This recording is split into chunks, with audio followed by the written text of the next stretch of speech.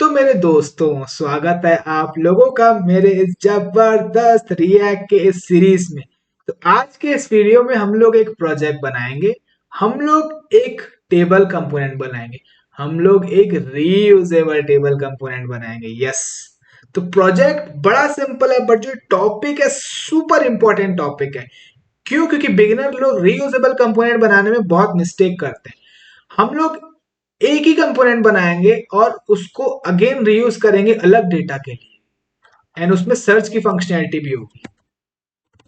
And search आप किसी भी कॉलम पे सर्च परफॉर्म कर सकते हो। यस। सो बिगिनर लोग मिस्टेक क्या करते हैं, जब रिएक्ट में आप कोड करते हो तो आप कोई भी कस्टम कंपोनेंट बनाते हो। अगेन आप जब कोड करोगे, कोई भी एप्लीकेशन बनाओगे, कस्टम कंपोनेंट तो बनाओगे ही। तो उसमें जो आप कोड लिखते हो उसको रीयूजेबल बनाने के लिए बिगिनर्स लोग उसमें कंडीशन डाल देते हैं, जिससे कि code a kind of reusable होता है, बट कोड जो है वहां पे हमारा डर्टी हो जाता है। तो इस वीडियो में मैं आप लोगों को बताऊंगा कि आप किस तरीके से कोड लिख सकते हो जिससे कि आपका कंपोनेंट रीयूजेबल बन सके।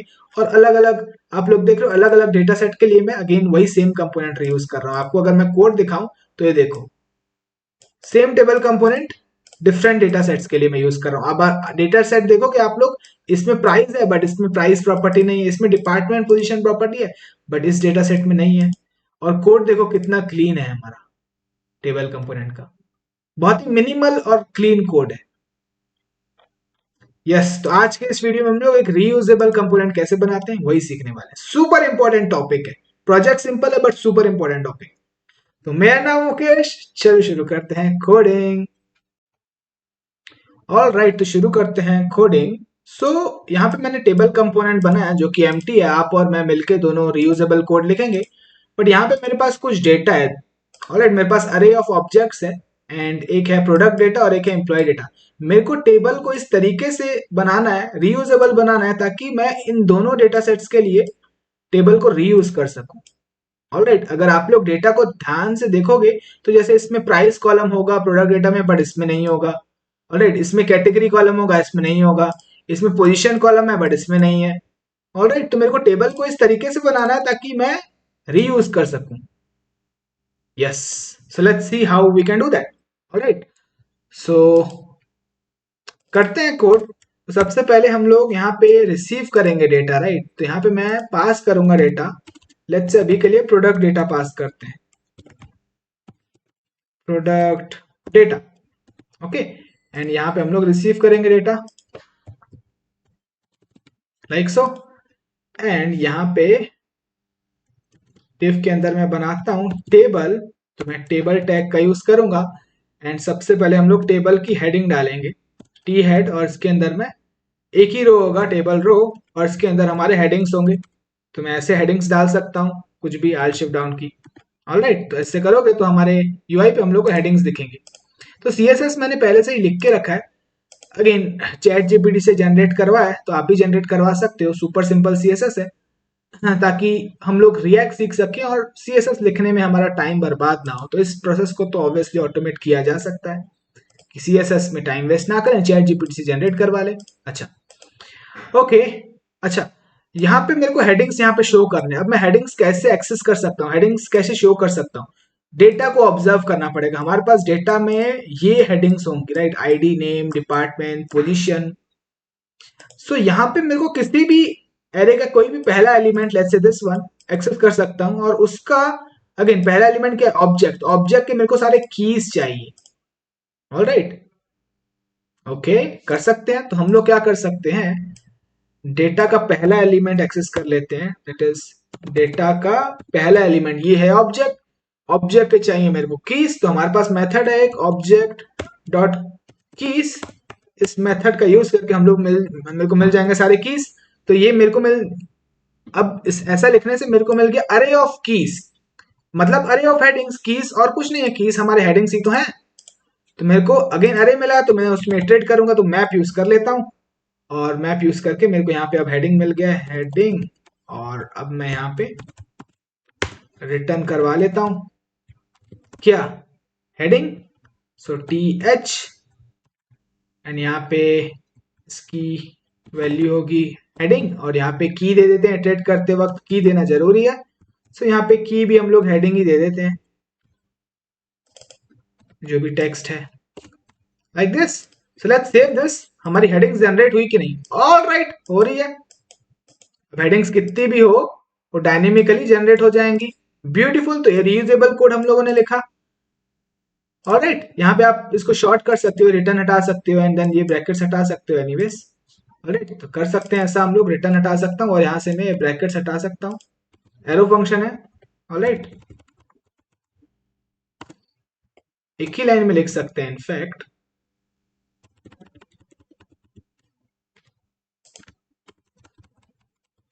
जब एक लाइन में लिख सकते हैं तो मल्टीपल लाइन में क्यों लिखें? क्योंकि कोड ज्यादा मुश्किल नहीं है रीड करना, राइट? सिंपल कोड ही है हमारा।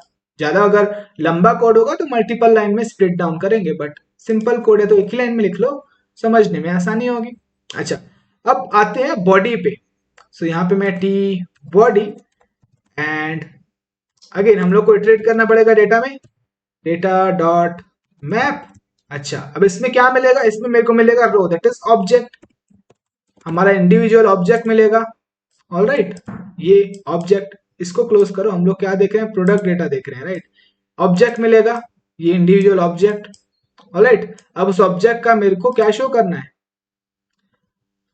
हाँ, सो स्टेबल बॉडी के अंदर सबसे पहले रिटर्न करवाते हैं, तब समझ में आएगा। मेरे को रो शो करना है, राइट? तो मेरे को यहाँ पे रिटर्न करना पड़ेगा टेबल रो सबसे पहले। ओके, सो अगेन इसको मैं सबसे पहले कमेंट करता हूँ। सो हम लोग बॉडी के अंदर कैसे डेटा शो कर सकते हैं? तो हम लोग को डालनी पड़ेगी रो। ओके, सो यहाँ पे मैं टेबल रो और इसके अंदर टेबल डेटा, टेबल डेटा ऐसे हम लोग को डालना पड़ेगा। तो हमारे पास कितने डेटा होंगे? 1 2 3 4 5। तो ऐसे 5 इसके अंदर TD5 ऐसे डालेंगे, और अभी एक ही रो है, राइट? तो जितने डेटा है उतने रोज हम हमारे पास चाहिए। तो अब शो हो रहा है ऐसे डेटा हमारे पास।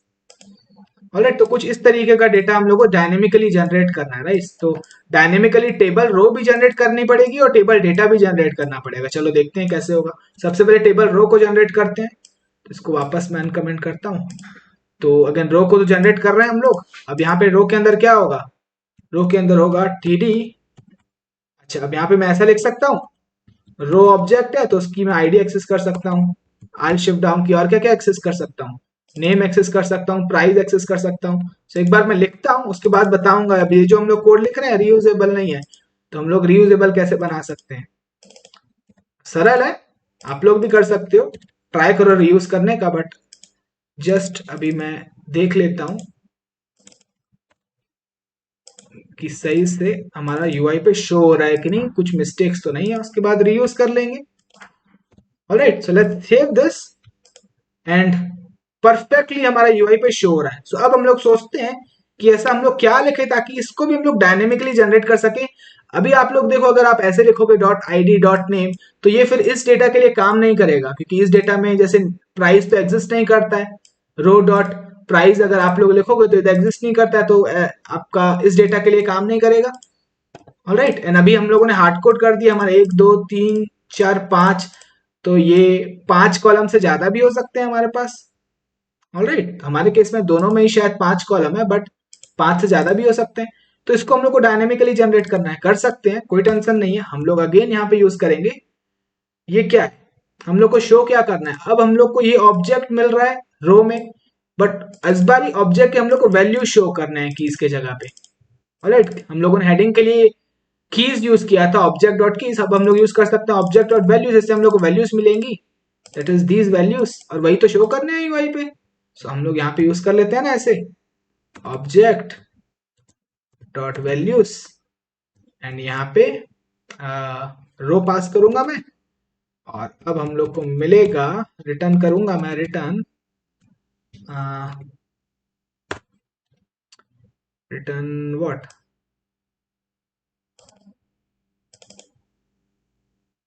रो नहीं मिलेगा, हम लोग को क्या मिलेगा? वैल्यू लिख लेता हूँ, वैल्यू इंडी, रुक जाओ, गलत लिख रहा हूँ मैं एक्चुअली में। ऑब्जेक्ट डॉट वैल्यूज, वैल्यूज में हम लोग को पास करना है रो। अब मेरे को मिलेगा अरे, तो उस अरे में मेरे को इटरेट करना है, तो अगेन मैप लगाना पड़ेगा, एंड यहाँ पे मेरे को इंडिविजुअल वैल्यू मिलेगा। यस, ऐसा लिखना है ना। कई बार एक्सप्लेन करना और लिखना एट द सेम टाइम बड़ा मुश्किल है, तो इसलिए गलत लिख दिया था। ओके, अब समझ आया सिंटेक्स। तो रो क्या है? ऑब्जेक्ट है। ऑलराइट, रो क्या है? इंडिविजुअल ऑब्जेक्ट है। मैं ऑब्जेक्ट और वैल्यूज लिख के अब हम लोग को वैल्यूज का अरे मिलेगा। ऑलराइट, जो वैल्यूज है इंडिविजुअल उनका अरे मिलेगा, तो उसमें मैं इटरेट कर रहा हूँ। ऑलराइट, इटरेट करके अब हम लोग क्या रिटर्न करवा सकते हैं, टी टी डी एंड यहाँ पे वैल्यू और की दे देते हैं, की भी जो वैल्यू है वही दे देते हैं। अगेन इतना लंबा लिखने की जरूरत नहीं है, एरो फंक्शन है तो हम लोग यहाँ से रिटर्न हटा सकते हैं और ये ब्रैकेट हटा सकते हैं। सिंगल लाइन में लिख लो इसको। ऑलराइट, यहाँ पे भी आप लोग हटा सकते हो रिटर्न, बाय द वे हटा देते हैं, रिटर्न हटाएंगे, बट ये और उसके बाद ये ब्रैकेट्स भी हटाने पड़ेंगे। ऑलराइट, स्टिल रीडेबल है हमारा कोड, थोड़ा न्यू लाइन पे रखे रहने देते हैं ताकि थोड़ा रीडेबल हो। एंड यहाँ पे भी ये एक्स्ट्रा स्पेस हटा सकते हैं। ओके, हाँ okay, let's save this. And यहाँ पे दिख रहा है अभी भी हम लोग को आउटपुट। ऑलराइट, ऐसे भी फॉर्मेट कर सकते हैं, अब थोड़ा बेटर है। ओके, एनीवेज एक और तरीका कर सकते हैं हम लोग, यहाँ पे इंजेक्ट करने के बजाय इनको एक वेरिएबल्स में होल्ड कर लेते हैं, देन उन वेरिएबल्स को यहाँ पे शो कर लेंगे, that is more better. Okay, so यहाँ पे मैं लिख लेता हूँ कॉन्स्ट हेडिंग और यहाँ पे हेडिंग्स। ऑलराइट, एंड यहाँ पे कंट्रोल एक्स करता हूँ और यहाँ पे हेडिंग्स बना लेता हूँ, यहाँ पे हेडिंग शो कर लूंगा, मतलब ऐसे थोड़ा क्लीन दिखेगा ऐसे करने से, राइट। और यहाँ पे const table body. Alright, and यहाँ पे ये हटाता हूं मैं यहाँ से, control x control we and यहाँ पे टेबल बॉडी। सब थोड़ा कोड हमारा लग रहा है clean. Alright, so let's save this, still everything should work. Alright, तो हम लोगों ने रीयूजेबल कोड लिखा है। अब अगर आप लोग यहाँ पे इसको मैं डुप्लीकेट करता हूँ और यहाँ पे प्रोडक्ट की जगह एम्प्लॉय डेटा पास करूंगा तो भी ये काम करना चाहिए। ऑलराइट, तो अगर आप नीचे देखोगे तो एम्प्लॉय डेटा है तो भी काम कर रहा है। Beautiful, awesome.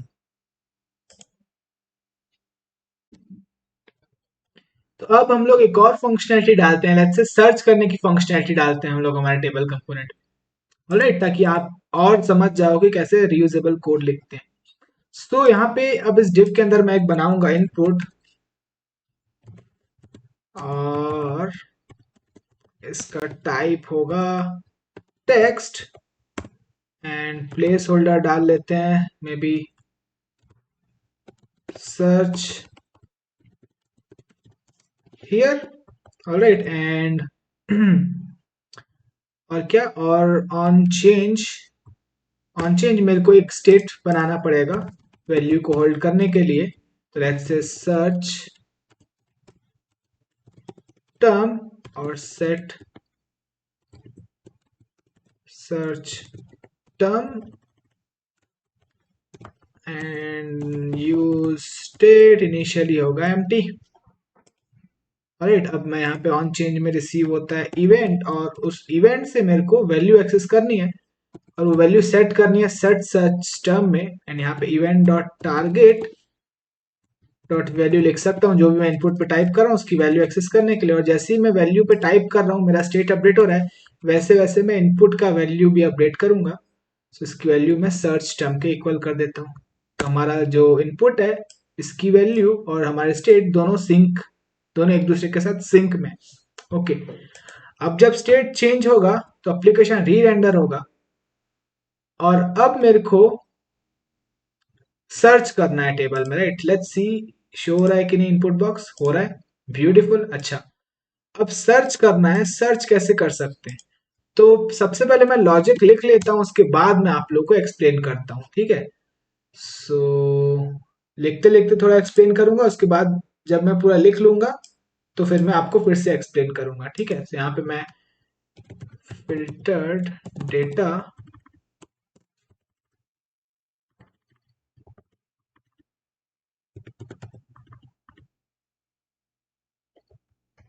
Filter data and यहाँ पे मैं क्या कर सकता हूँ, इटरेट कर सकता हूँ मैं इस डेटा एरे में, और इटरेट इटरेट नहीं करूंगा, फिल्टर यूज करूंगा। ऑलराइट, एंड आप जानते हो फिल्टर जो है उसमें हम लोग को हर एक इंडिविजुअल आइटम रिसीव होगा। हमारे केस में क्या रिसीव होगा, हमारे केस में ये इंडिविजुअल रो ऑब्जेक्ट रिसीव होगा। ऑलराइट, तो यहाँ पे मैं लिखता हूँ रो ओबीजे। अब मेरे को यहाँ से फिल्टर से कंडीशन रिटर्न करवानी होती है, ट्रू या फॉल्स।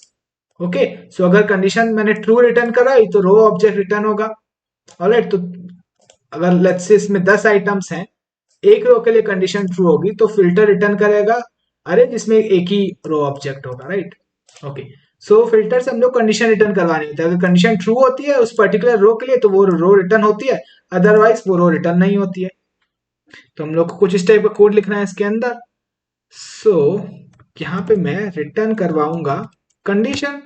तो अब मैं ऐसा क्या लिखूं कि मैं सर्च कर सकूं क्या इसके अंदर जो भी मैं टाइप करूंगा वो इंक्लूड कर रहा है क्या। अच्छा, अब मेरे को सर्च किस में करना है, यहाँ पे मैं सर्च करना चाहता हूँ हर एक कॉलम में सर्च करना चाहता हूँ। अगर सपोज मैं यहाँ पे सर्च करता हूँ वन, अच्छा एग्जांपल लेते हैं, लेट्स से लैप। तो मैं हर कॉलम में चेक करना चाहता हूँ क्या इसमें लैप इंक्लूड करता है, क्या इसमें इंक्लूड करता है, क्या इसमें इंक्लूड करता है।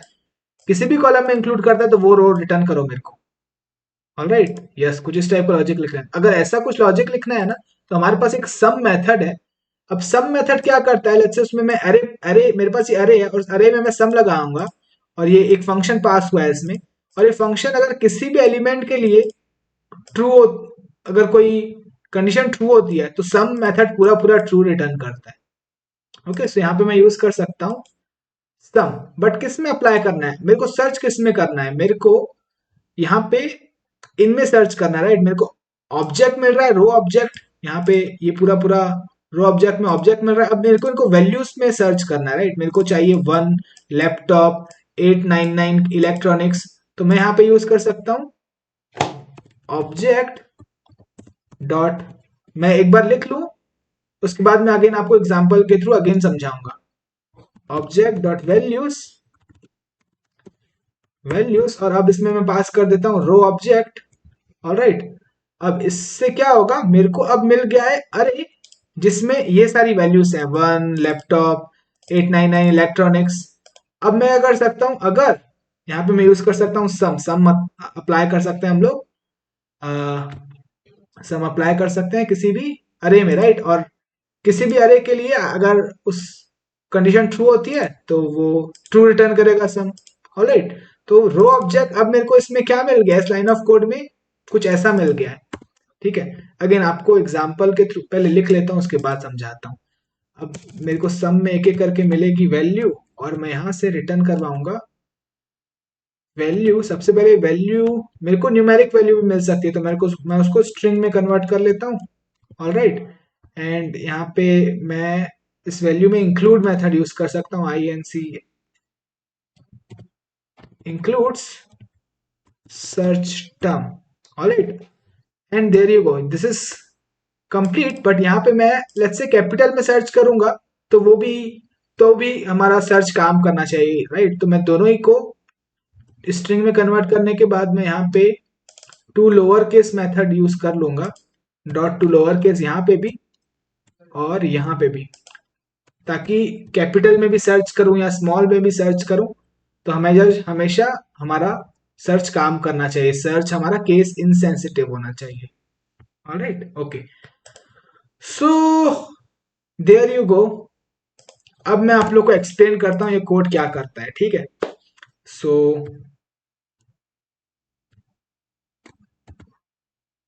ओके, सो समझो। सबसे पहले हमारे पास रो ऑब्जेक्ट फिल्टर क्या करता है, फिल्टर किसी भी रो के लिए अगर कंडीशन ट्रू होती है, यहां से हम लोग रिटर्न करवा रहे हैं कंडीशन क्योंकि हम लोगों ने सम यूज किया, तो सम रिटर्न करेगा कंडीशन ट्रू या फॉल्स। अगर इस पर्टिकुलर रो के लिए ट्रू रिटर्न करेगा तो वो रो रिटर्न होगी हमारे पास। ऑलराइट, ओके, सो रो ऑब्जेक्ट हमारा कैसा दिखता है, रो ऑब्जेक्ट हमारा ऐसा दिखता है। पहले ये कॉपी कर लेता हूँ, control C, and control V. Row object हमारा ऐसा दिखता है। ऑब्जेक्ट और वैल्यूज से मैं रो ऑब्जेक्ट के सारे वैल्यूज गेट कर रहा हूं, तो अब मेरे को एरे मिल गया जिसमें क्या है, वैल्यूज रखी हुई हैं, जैसे कि ये, फिर कॉमा दे के लैपटॉप, फिर कॉमा दे के 899, फिर कॉमा दे के इलेक्ट्रॉनिक, सारी वैल्यूज। अब वैल्यूज में मैं सम लगा रहा हूँ, डॉट सम।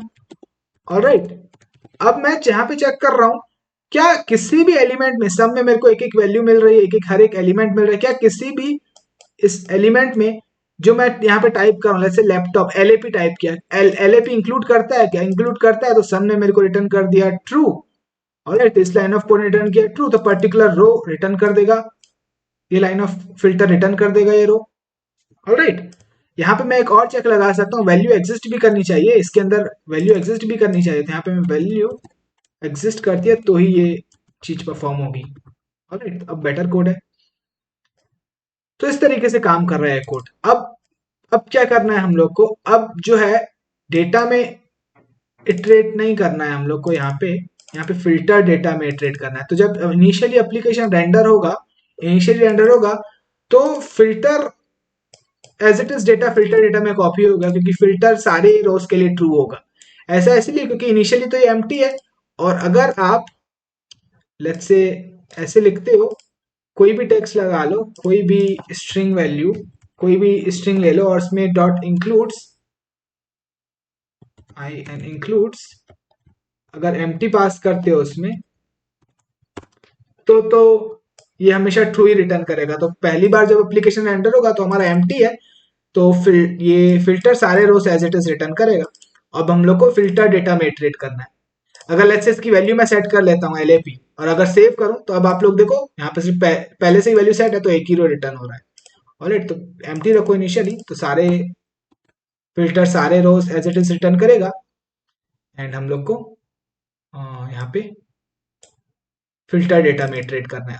अब सर्च करते हैं, let's see if it works. यहाँ पे मैं सर्च करता हूँ, एलएपी काम कर रहा है, ड्रेस काम कर रहा है, प्राइस सर्च करके देखूं 59। ऑलराइट, काम कर रहा है, ब्यूटीफुल। यहाँ पे फिटनेस, होम और किचन है, होम सर्च करूं, देखते हैं क्या क्या आता है। होम सर्च कर रहा हूँ, 2 रोज आ रहे हैं, ऑसम। तो सर्च हमारा परफेक्टली काम कर रहा है, अगर ये सर्च भी रीयूजेबल है। हा, कितना मजा आया मेरे को ये लिखने में। अब देखते हैं कि ये जो कोड लिखा है मैं कहीं पे भी ऑप्टिमाइज कर सकता हूँ कुछ कोड ज्यादा। अब ये चीजें हमारी अभी बहुत फास्ट रेंडर कर रहा है रिएक्ट, कोई टेंशन नहीं है, ऑप्टिमाइज नहीं भी करते हैं तो। बट देन क्या कुछ है ऐसा जो हम लोग ऑप्टिमाइज कर सकते हैं ताकि अननेसेसरी री रेंडरिंग ना हो? तो हम लोगों ने इसके पहले वीडियोस में use call back, use memo, react memo, इतने सारे कॉन्सेप्ट पढ़े हुए हैं। सो एक ही चीज मेरे को दिख रही है ऑप्टिमाइज करने के लायक, दैट इज जब कभी मैं सर्च करता हूं तो ये कोड चलना चाहिए, वैलिड है, ये कोड चलना चाहिए। जब कभी मैं सर्च कर रहा हूँ, क्योंकि सर्च कर रहा हूँ तो फिल्टर डेटा चेंज हुआ, तो ये कोड चलना चाहिए। बट हेडिंग्स तो हमेशा सर्च करने पे जनरेट नहीं होने चाहिए, राइट? अगेन ये कोई एक्सपेंसिव कैलकुलेशन नहीं है, बट स्टिल अगर आप चाहते हो ऑप्टिमाइज करना तो इसको आप यूज मेमो में डाल सकते हो। ऑलराइट, तो आप ऐसा कुछ लिख सकते हो, यूज मेमो, एंड यहाँ पे पहला होता है फंक्शन, और इस फंक्शन से आप रिटर्न करवाते हो, अरे रिटर्न करवाते हो कुछ वैल्यू। ऑलराइट, तो हमारे केस में ये control x control we, and ये वैल्यू रिटर्न करवानी है, बट ये वैल्यू तभी कैलकुलेट होनी चाहिए जब ये डेटा चेंज होगा, राइट? अरे तो ये किस पे डिपेंडेंट है, डेटा पे डिपेंडेंट है। तो जब डेटा चेंज होगा तभी ये चीज कैलकुलेट होनी चाहिए, हेडिंग्स फिर से। तो जब कहीं मैं सर्च करता हूँ तो हेडिंग्स तो फिर से जनरेट नहीं होनी चाहिए ना। ऑलराइट, तो ये अगेन थोड़ा ऑप्टिमाइजेशन है, बट जरूरी नहीं था ऑप्टिमाइजेशन। बट अगर आप देखना चाहते हो कि यूज मेमो कहाँ अप्लाई हो रहा है, तो यहाँ पे अप्लाई कर सकते हैं, कोई दिक्कत नहीं है। ऑलराइट, सो अभी भी सारी चीजें वैसे ही काम करेंगी बढ़िया से। ओके, बाकी जगह पे तो कुछ ऑप्टिमाइजेशन हम लोग नहीं कर सकते, बाकी बढ़िया तरीके से रिएक्ट इफिशिएंटली ऑप्टिमली सारी चीजों को रेंडर कर रहा है बहुत फास्ट तरीके से। यहाँ पे एक जगह पे मेरे को बस ऑप्टिमाइजेशन दिखा, तो मैंने वहां पे यूज मेमो अप्लाई करके आपको दिखा दिया एग्जांपल इसका भी। All right, so this is that's all for this video. बहुत सारी चीजें हम लोगों ने सीखी। मिलता हूँ आप लोगों से फिर मैं नेक्स्ट वीडियो में।